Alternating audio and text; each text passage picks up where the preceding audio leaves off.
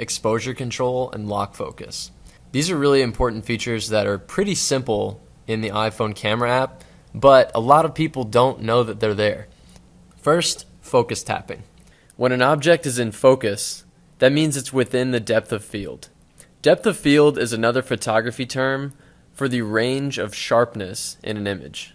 You can have a large depth of field where everything is in focus, or you can have a small depth of field where one subject might be in focus and the background is blurry, much like professional digital cameras nowadays. Since the iPhone is completely touchscreen, Apple has integrated an autofocus, which works fantastically for almost any shot.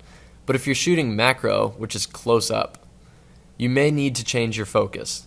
Start by pointing the camera up close to an object in your nearby surrounding. You can now tap on the screen on the background to focus on the back of the image, or tap on the subject in the foreground to shift focus back to the subject. Next, exposure control. Once you've set your focus on an object in the frame, you can now slide your finger up and down on the screen to lighten or darken your image. The iPhone also has an auto exposure feature that automatically sets the proper exposure for whatever object you tap to focus. If you want to lock focus, Apple has also integrated a feature to lock the focus on whatever subject you select, no matter if you change the camera position. Enable this by tapping and holding your finger on the object of your choosing. A yellow box will appear on the top of the screen that says AEAF Lock, which stands for Auto Exposure and Autofocus Lock. Also, quick tip, never use digital zoom. This is when you use two fingers to zoom in, and it greatly decreases the resolution of your image. This turns an HD photo into a blurry pile of crap. If you need a better shot, simply walk closer to the subject.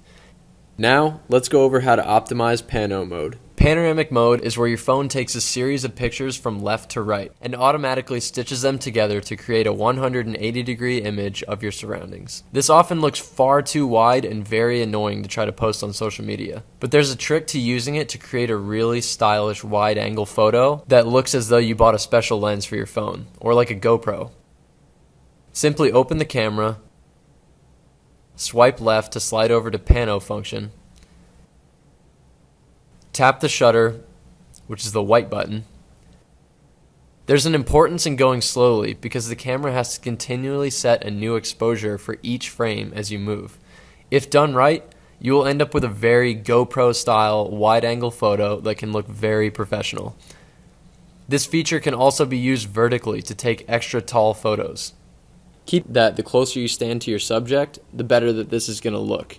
If the base of your subject fills the frame when you start it, it'll usually end up looking really nice. I use this a lot when I photograph architecture.